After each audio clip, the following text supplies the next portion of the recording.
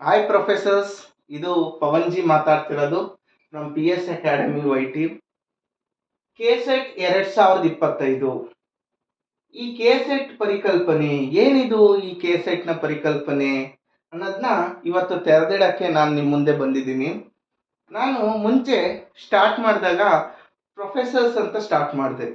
ನನಗೆ ಗೊತ್ತು ನೀವೆಲ್ಲ ಪ್ರೊಫೆಸರ್ಸ್ ಆಗ ಅರ್ಹತೆಯನ್ನ ನೀವು ಈ ವಿಡಿಯೋನ ನೋಡ್ತಿದ್ದೀರಾ ಅಂದರೆ you are already eligible for assistant professor. This is ಒಂದು ಸಿಂಪಲ್ ಟೆಸ್ಟ್ ರೀ. You have to qualify.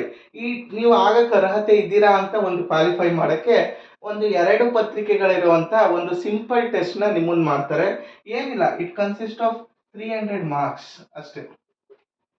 ಈ 300 ಮಾರ್ಕ್ಸ್ನ ನೀವು ಈಸಿಯಾಗಿ ಸ್ಕೋರ್ ಮಾಡ್ಬೋದು. ಇನ್ನು ನಾನು ಭಾವಿಸಿದ್ದೀನಿ ನೀವು ಈಗಾಗಲೇ ತುಂಬ ಚೆನ್ನಾಗಿ ಇದಕ್ಕೆ ತಯಾರಿಯನ್ನು ನಡೆಸ್ತಾ ಇದ್ದೀರಾ. ಇನ್ನು ಕೇವಲ 48 ದಿನಗಳಿದ್ದಾವೆ. ಇದನ್ನು ಕೇವಲ 48 ದಿನಗಳು ಇದೊಂದು ಪೀಕ್ ಟೈಮ್ ಅಂತಲೇ ನಾನು ಭಾವಿಸ್ತೀನಿ. ಇದನ್ನು ನೀವು ತುಂಬ ಪುನರಾವರ್ತಿತವಾಗಿ ಓದ್ತಾ ಇರಬೇಕಾಗುತ್ತೆ, ತುಂಬ ಫೋಕಸ್ಡ್ ಆಗಿರಬೇಕಾಗುತ್ತೆ. ಈ 48 ದಿನಗಳು ನಿಮ್ಮ ಕೈಯಲ್ಲಿದೆ ಅಂದರೆ ಈ 48 ದಿನಗಳು ಕೂಡ ಒಂದೊಂದು ದಿನಗಳು ಒಂದೊಂದು ಮುತ್ತು ಇದ್ದಂಗೆ ನೀವು ಭಾವಿಸ್ಬೇಕು. ಇಲ್ಲಿ ಪ್ರತಿ ಮಾರ್ಕ್ಸ್ ಸ್ಕೋರ್ ಮಾಡಬೇಕಾದ್ರೂ ನಿಮ್ಮಿಂದೆ ಒಂದೊಂದು ಅಂಕಗಳಿಗೂ 1000 ಜನ ಇದ್ದಾರೆ ಅನ್ನೋದನ್ನ ನೀವು ತಲೆಯಲ್ಲಿ ಇಟ್ಕೊಂಡು ಈ ಪರೀಕ್ಷೆಗೆ ತಯಾರಿಯನ್ನು ನಡೆಸಬೇಕಾಗುತ್ತೆ. ಈ ಪರೀಕ್ಷೆ UGC ನೆಟ್ ಅಥವಾ CSIR ನೆಟ್ ಮಾದರಿಯಲ್ಲಿರುತ್ತೆ. ಅಂದರೆ ಅಷ್ಟು ಡಿಫಿಕಲ್ಟಿ ಲೆವೆಲ್ ಏನಿರಲ್ಲ. ಈಗ ಜೂನ್ ಜುಲೈಯಲ್ಲಿ MH ಸೆಟ್ ಆಯಿತು, ಮಹಾರಾಷ್ಟ್ರ ಸೆಟ್. ಈ ಸಾವಿತ್ರಿ ಬಾಪುಲೆ ನಡೆಸುವಂತಹ ಈ ಮಹಾರಾಷ್ಟ್ರ ಸೆಟ್ನಲ್ಲಿ ಕ್ವಶನ್ ಪೇಪರ್ಗಳು ಈ ಸಲ 30 ಮತ್ತು 40% UGC CSIR ನೆಟ್ ಮಾದರಿಯಲ್ಲೇ ಈ ಕ್ವಶನ್ ಪೇಪರನ್ನು ತಯಾರು ಮಾಡಲಾಗಿತ್ತು.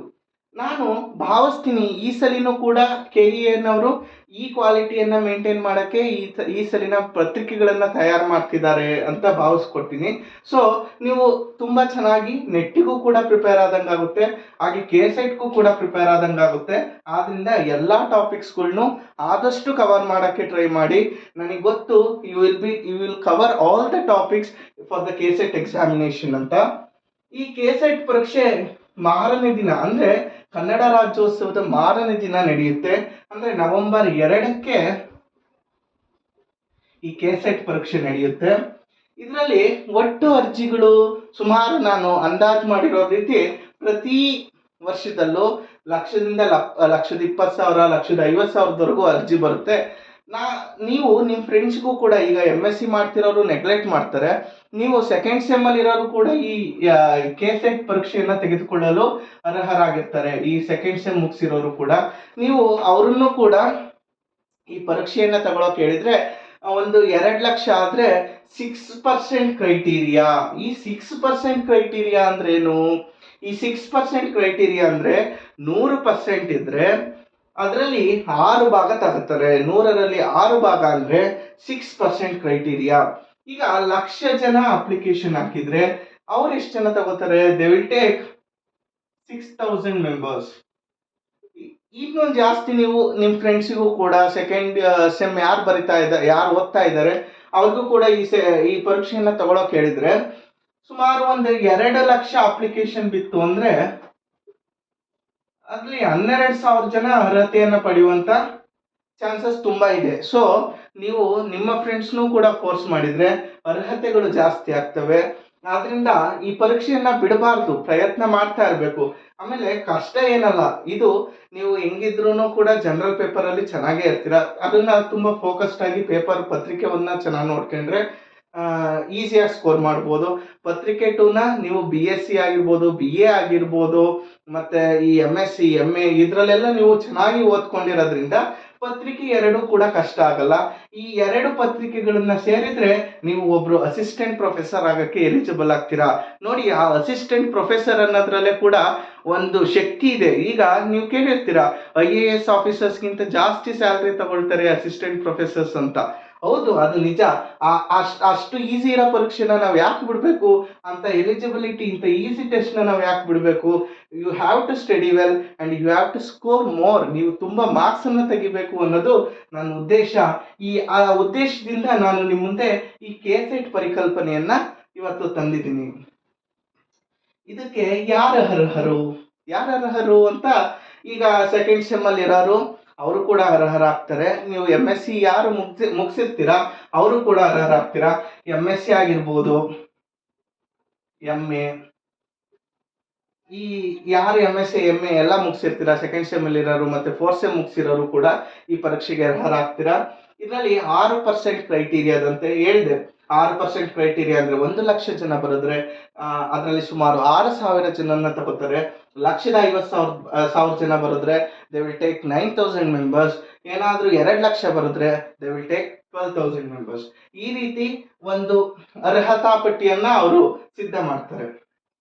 ಈಗ ಏನಿದು 40% ಫಾರ್ ಜನರಲ್, 35% ಫಾರ್ OBC ಅಂತ ಬರ್ದಿದ್ದೀನಿ. ಈ 40% ಫಾರ್ ಜನರಲ್ ಅಂದ್ರೆ 40% ನೀವು ತಗೋಬೇಕಂದ್ರೆ ಜನರಲ್ ಕ್ಯಾಟಗರಿ ಯಾರು ಇರ್ತೀರಾ they have to take about 120 marks and OBCಲಿ they have to take 105 marks.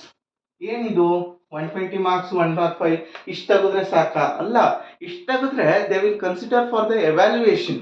ಅಂದ್ರೆ ನೀವು ಒಂದು ಮಿನಿಮಮ್ ಮಾರ್ಕ್ಸ್ KCET ಅಲ್ಲಿ ಮಿನಿಮಮ್ ಮಾರ್ಕ್ಸ್ ಅಂತ ಏನಿರುತ್ತೆ, ಜನರಲ್ ಮೆರಿಟ್ ಅಲ್ಲಿ ಇರೋರು 120 ಮಾರ್ಕ್ಸ್ ನ ತೆಗಿಬೇಕಾಗುತ್ತೆ, OBC ಯರು 105. ಇಷ್ಟು ತೆಗೆದ್ರೆ they will consider for the evaluation based on the rank ಏನ್ ಬರುತ್ತೆ ಅದ್ರ ಮೇಲೆ ನೀವು ಅರ್ಹರ ಇಲ್ವಾ ಅಂತ ಹೇಳಿ ಒಂದು ಅರ್ಹತಾ ಪಟ್ಟಿಯನ್ನ ಸಿದ್ಧಪಡಿಸ್ತಾರೆ. ಒಟ್ಟು ಒಂದು ಮಿನಿಮಮ್ ಮಾರ್ಕ್ಸ್ ಅಂತ ಬಂದ್ರೆ general merit 120 marks, OBC 105 marks. ಇಷ್ಟನ್ನ ತೆಗೆದ್ರೆ ಇದು ಒಂದು ಅರ್ಹತಾ ಮಾರ್ಕ್ಸ್ ಎಷ್ಟು ತೆಗಿಬೇಕು ಅಂದ್ರೆ ಮೌಲ್ಯಮಾಪನಕ್ಕೆ ಎಷ್ಟು ಅಂಕಗಳನ್ನ ಕನ್ಸಿಡರ್ ಮಾಡ್ತಾರೆ ಅನ್ನೋದನ್ನ ನಾವು ಈ ಪಾಯಿಂಟ್ ಅಲ್ಲಿ ಗಮನಿಸಬೇಕಾಗುತ್ತೆ. ಇದು ಕೂಡ ತುಂಬಾ ಇಂಪಾರ್ಟೆಂಟ್ ಆಗುತ್ತೆ. ಇದನ್ನ ತೆಗೆಯೋದು ನನ್ನ ಪ್ರಕಾರ ನೀವು ಒಂದು ಸೇಫ್ ಆಗಿರ್ಬೇಕು, ಸೇಫ್ ಝೋನ್ ಅಲ್ಲಿ ಇರಬೇಕು. ಸರ್ ಸೇಫ್ ಆಗಿರ್ಬೇಕು ಅಂದ್ರೆ ಎಷ್ಟು ಮಾರ್ಕ್ಸ್ ತೆಗಿಬೇಕು ಅಂತ ಕೇಳಿದ್ರೆ ನನ್ನ ಉತ್ತರ ಜನರಲ್ ಮೆರಿಟ್ ಆಗಿರ್ಬೋದು ಅಥವಾ OBC ಆಗಿರ್ಬೋದು, ಒಂದು ಸೇಫ್ ಸ್ಕೋರ್ ಅಂದ್ರೆ 50ಕ್ಕೆ ಈಗ ಪತ್ರಿಕೆ ಒಂದು ಏನಿರುತ್ತೆ ಜನರಲ್ ಪೇಪರ್, ಇದರಲ್ಲಿ ನೀವು 40+ ಕ್ವಶನ್ಸ್ ನ ಆನ್ಸರ್ ಮಾಡಬೇಕು. ಕರೆಕ್ಟ್ ಆಗಿ ಆನ್ಸರ್ ಮಾಡಿದ್ರೆ ಇದು ಒಂದು ಸೇಫೆಸ್ಟ್. 50ಕ್ಕೆ 50 ಕೂಡ ನಾವು ಉತ್ತರಿಸಕ್ಕಾಗಲ್ಲ, ಆದ್ರೆ 40+ ಕ್ವಶನ್ಸ್ ನ ನೀವು ಆನ್ಸರ್ ಮಾಡಿದ್ರೆ ಯು ವಿಲ್ ಬಿ ಸೇಫ್ ಅಂತ ನನ್ನ ಪ್ರಕಾರ. ನೆಕ್ಸ್ಟ್ ಪತ್ರಿಕೆ 2ರಲ್ಲಿ ಎಷ್ಟು ತೆಗಿಬೇಕು ಸರ್? ಪತ್ರಿಕೆ 2 ನೀವು MA MSc ನಿಮ್ಮ ಕಾನ್ಸೆಪ್ಟ್ಸ್ ನೀವು ಓದಿರೋದ್ರಿಂದ ಅಬೌಟ್ 60+ ಕ್ವಶನ್ಸ್ ನ ನೀವು ಸ್ಕೋರ್ ಮಾಡಿದ್ರೆ, ಈ ಕ್ವಶನ್ಸ್ 40 ಕ್ವಶನ್ಸ್ ಪತ್ರಿಕೆ 1ರಲ್ಲಿ, ಪತ್ರಿಕೆ 2ರಲ್ಲಿ 60+ ಕ್ವಶನ್ಸ್ ನ ನೀವು ಅಟೆಂಡ್ ಮಾಡಿದ್ರೆ it will be safe.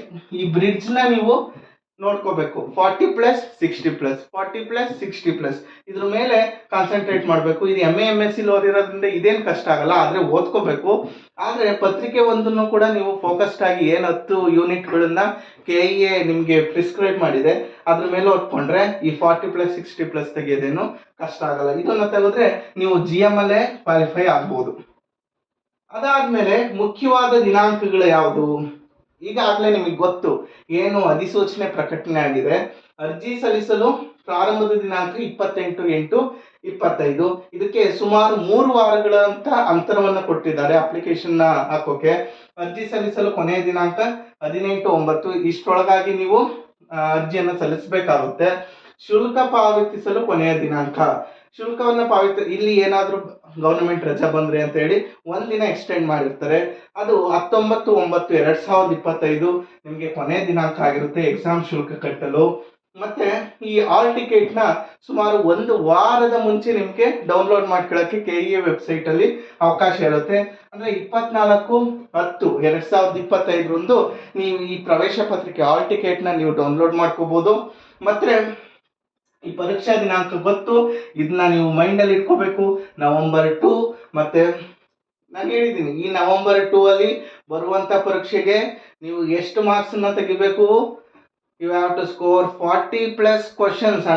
You have to attend 40+ question correct answers ನ ಮಾಡಿದ್ರೆ, ಇಲ್ಲಿ 60+ ಕ್ವಶನ್ಸ್ಗೆ ಕರೆಕ್ಟ್ ಆನ್ಸರ್ಸ್ ಮಾಡಿದ್ರೆ ಈ November 2ರಲ್ಲಿ ನಡೆಯುವಂತ ಪರೀಕ್ಷೆಯಲ್ಲಿ ನೀವು ಅತ್ಯುನ್ನತ ಶ್ರೇಣಿಯಲ್ಲಿ ಅರ್ಹತೆ ಆಗ್ತೀರಾ, ಅಸಿಸ್ಟೆಂಟ್ ಪ್ರೊಫೆಸರ್ ಆಗ್ತೀರಾ ಅಂತ ನಾನು ಭರವಸೆ ಕೊಡ್ತೀನಿ.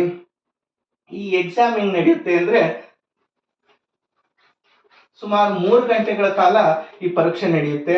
10 ಗಂಟೆಗೆ ಶುರು ಆದ್ರೆ 1 ಗಂಟೆಗೆ ಈ ಪರೀಕ್ಷೆ ಮುಕ್ತಾಯಗೊಳ್ಳುತ್ತೆ.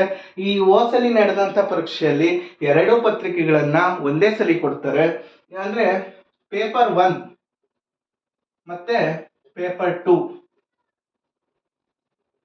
ಸರ್, ಪೇಪರ್ 1 ಪೇಪರ್ 2 ಹೇಗಿರುತ್ತೆ? ಪೇಪರ್ 1 ನಲ್ಲಿ ಒಟ್ಟು ಪ್ರಶ್ನೆಗಳು 50, ಒಂದು ಪ್ರಶ್ನೆಗೆ 2 ಮಾರ್ಕ್ಸ್ ಅಂತೆ ಆದ್ರೆ ಒಟ್ಟು 100 ಅಂಕಗಳಾಗ್ತವೆ. ಪತ್ರಿಕೆ ಎರಡರಲ್ಲಿ ಒಟ್ಟು 100 ಪ್ರಶ್ನೆಗಳು, ತಲಾ ಪ್ರಶ್ನೆಗೆ 2 ಅಂಕಗಳಂತೆ ತಗೊಂಡ್ರೆ ಒಟ್ಟು ಅಂಕಗಳು 200 ಅಂಕಗಳಾಗ್ತವೆ. ಈಗ ಒಟ್ಟು ಪ್ರಶ್ನೆಗಳ ಸಂಖ್ಯೆ 150 ಪ್ರಶ್ನೆಗಳು, ಒಟ್ಟು ಅಂಕಗಳ ಸಂಖ್ಯೆ 300 ಮಾರ್ಕ್ಸ್ ಆಗುತ್ತೆ. ಈ ಪೇಪರ್ 1 ಮತ್ತೆ ಪೇಪರ್ 2 ನ ನಿಮ್ಗೆ ಏನ್ ಎಕ್ಸಾಮಿನೇಷನ್ ನಡಿಬೇಕಾದ್ರೆ ಅಲ್ಲಿರೋ ಇನ್ವಿಜಿಲೇಟರ್ 2 ಪೇಪರ್ನು ಕೂಡ ನಿಮ್ಗೆ ಒಂದೇ ಸಲ ವಿತರಣೆ ಮಾಡ್ತಾರೆ. ಈ 3 ಗಂಟೆಗಳಲ್ಲಿ ನೀವು ಯಾವ್ದು ಬೇಕು ನಿಮ್ಗೆ ಅದು ಇಷ್ಟವಾದಂತ ಪೇಪರ್ನ, ನಿಮ್ಗೆ ಯಾವ್ದು ಈಸಿ ಅನ್ಸುತ್ತೋ ಆ ಪೇಪರ್ನ ನೀವು ಅಟೆಂಡ್ ಮಾಡ್ಬೋದು. ಒಟ್ಟು 3 ಗಂಟೆಗಳಾದ್ಮೇಲೆ ಈ ಪೇಪರ್ನ ಕಲೆಕ್ಟ್ ಮಾಡ್ಕೋತಾರೆ. ಈ ಟೈಮಿಂಗ್ಸ್ ಮೇಲೆ ನೀವು ತುಂಬಾ ಕಾನ್ಸಂಟ್ರೇಟ್ ಮಾಡಬೇಕು. ನೀವು ಒಂದೊಂದು ಕ್ವಶನ್ ಕೂಡ ತುಂಬಾ ಆಲೋಚನೆ ಮಾಡಿ ಹಾಕ್ಬೇಕು. ನಾವು ಈಸಿ ಅನ್ಸುತ್ತೆ ನೋಡಕ್ಕೆ, ಆದ್ರೆ ಅದ್ರ ಒಳ ನೋಟವನ್ನು ನೋಡಿದಾಗ ಅದು ಕಷ್ಟವಾಗಿರುತ್ತೆ. ನಾಟ್ ಅಂತ ಕೊಟ್ಟಿರ್ತಾರೆ ಮಧ್ಯದಲ್ಲಿ, ಇಲ್ಲ ಟ್ರೂ ಅಂತ ಕೊಟ್ಟಿರ್ತಾರೆ. ಇಂಥ ಕ್ವಶನ್ಸ್ ತುಂಬಾ ಕ್ಲಿಷ್ಟವಾಗಿರ್ತವೆ, ನೋಡ್ಕೊಂಡು ಮಾಡಬೇಕು. ಈ ಪತ್ರಿಕೆಗಳನ್ನ ನೀವು ಮಾಡ್ಬೇಕಾದ್ರೆ ಪ್ರತಿ ಕ್ವಶನ್ಗೂ ಕೂಡ 1,000 ಜನ ಇದ್ದಾರೆ ನಮ್ಮ ಹಿಂದೆ ಅನ್ನೋದನ್ನ ನೀವು ಅರ್ಥ ಮಾಡ್ಕೊಂಡು ಈ ಪ್ರಶ್ನೆಗಳನ್ನ ನೀವು ಮಾಡ್ತಾ ಹೋಗ್ಬೇಕು. ಒಂದೊಂದು ಪ್ರಶ್ನೆಯೂ ಕೂಡ ಒಂದೊಂದು ಮೆಟ್ಟಿಲಿದ್ದಂತೆ. ನೀವು ಯಾವುದಕ್ಕೆ ಈ KSET ನ ಅಸಿಸ್ಟೆಂಟ್ ಪ್ರೊಫೆಸರ್ ಆಗೋಕ್ಕೆ, ಒಂದು ಪ್ರೊಫೆಸರ್ಸ್ ಆಗಿ IAS, ನಿಮಗೆ ಗೊತ್ತು IAS ಆಫೀಸರ್ ಇದ್ದಂಗೆ ಅಸಿಸ್ಟೆಂಟ್ ಪ್ರೊಫೆಸರ್ ಅಂತ, ಈ ಎಕ್ಸಾಮ್ಗೆ ಒಂದು ಎಲಿಜಿಬಿಲಿಟಿನ ನೀವು ತಗೋಬೇಕು ಅನ್ನೋದು ನನ್ನ ಉದ್ದೇಶ. ಈ ಪರೀಕ್ಷಾ ಕೇಂದ್ರಗಳೆಷ್ಟು? ಒಟ್ಟು ನೋಡಿ, ಪರೀಕ್ಷಾ ಕೇಂದ್ರಗಳು 11 ಪರೀಕ್ಷಾ ಕೇಂದ್ರಗಳಿದಾವೆ. ಸುಮಾರು 18 ವಿಷಯಕ್ಕೆ 11 ಪರೀಕ್ಷಾ ಕೇಂದ್ರಗಳನ್ನ KE ಅವರು ಫಿಕ್ಸ್ ಮಾಡಿದ್ದಾರೆ. 15 ಅಂದ್ರೆ ಮೈನರ್ ಸಬ್ಜೆಕ್ಟ್ಸ್ ಆಗಿರುವಂತ ಉರ್ದು ಆಗಿರ್ಬೋದು, ಹೋಮ್ ಸೈನ್ಸ್ ಆಗಿರ್ಬೋದು, ಹಿಂದಿ ಆಗಿರ್ಬೋದು, ಈ ಪರೀಕ್ಷಾ ಕೇಂದ್ರಗಳು ಬೆಂಗಳೂರು ಸೆಂಟರ್ ಆಗಿರುತ್ತೆ. ಬೆಂಗಳೂರು ಕೇಂದ್ರಗಳಲ್ಲಿ ಈ 15 ಸಬ್ಜೆಕ್ಟ್ಗಳು ನಡೆಯುತ್ತೆ. 18 ಸಬ್ಜೆಕ್ಟ್ಗಳಿಗೆ 11 ನಿಮ್ಮ ಅಧಿಸೂಚನೆಯಲ್ಲಿ ನೀವು ಇದನ್ನ ನೋಡ್ಕೋಬಹುದು. 11 ಪರೀಕ್ಷಾ ಕೇಂದ್ರಗಳಾಗ್ತವೆ. ಈ ಎಲ್ಲಾ ವಿಷಯಗಳನ್ನು ಕೂಡ ನೀವು ತಲೆಯಲ್ಲಿ ಇಟ್ಕೋಬೇಕು. ಇದು ಒಂದು ಪರಿಕಲ್ಪನೆ. ಅಂದ್ರೆ ಇದರಲ್ಲಿ ಬರುವಂತ ಇಂಪಾರ್ಟೆಂಟ್ ಡೇಟ್ಸ್ ಆಗಿರ್ಬೋದು, ಮಾರ್ಕ್ಸ್ ಎಷ್ಟು, ಕ್ರೈಟೀರಿಯಾ ಎಷ್ಟು ಜನ ಅರ್ಜಿ ಸಲ್ಲಿಸಿದ್ರೆ ಎಷ್ಟು ಜನ ಕ್ವಾಲಿಫೈ ಆಗ್ತಾರೆ, ಇದನ್ನೆಲ್ಲ ನೀವು ನೋಡ್ಕೊಂಡು ಪರೀಕ್ಷೆಗೆ ಸಿದ್ಧತೆಯನ್ನ ಮಾಡ್ಕೊಂಡ್ರೆ ತುಂಬಾ ಅನುಕೂಲ ಆಗುತ್ತೆ ಅಂತ ಹೇಳ್ತೀನಿ. ಈ ಎಲ್ಲಾ ವಿಡಿಯೋ ನೋಡಾದ್ಮೇಲೆ ಮುಂದಿನ ಅಪ್ಡೇಟ್ಸ್ಗಾಗಿ ನಮ್ಮ PS ಅಕಾಡೆಮಿ YT ಸಬ್ಸ್ಕ್ರೈಬ್ ಮಾಡಿ, ಲೈಕ್ ಮಾಡಿ, ನಿಮ್ಮ ಫ್ರೆಂಡ್ಸ್ ಸ್ನೇಹಿತರ ಜೊತೆಗೆ ಶೇರ್ ಮಾಡಿ. ಏನಾದರೂ ಡೌಟ್ ಇದ್ರೆ ಕಮೆಂಟ್ ಮಾಡಿ. ನಾನು ಮುಂದಿನ ವಿಡಿಯೋಗಳಲ್ಲಿ ನಿಮ್ಮ ಮುಂದೆ ಬರ್ತೀನಿ. Thank you.